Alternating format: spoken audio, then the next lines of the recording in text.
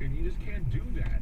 Conspiracy theory is an art form. It's always been an art form from the days of steam shovel press to just Jim Keith. All these people who were great conspiracy theorists. Even Robert Anton Wilson had a jab at it. These guys were great, and I've been at this now for about 25 years.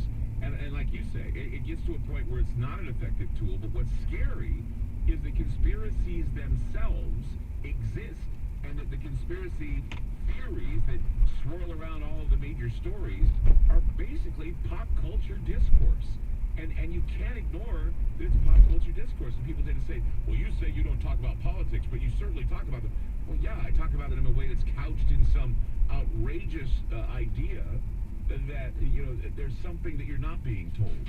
And that's not so outrageous anymore because we know we're not being told.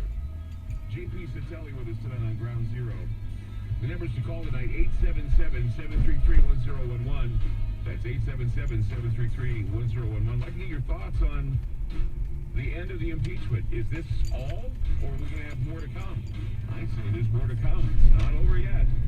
877-733-1011. We'll be back with more from JP Citelli. Don't go away.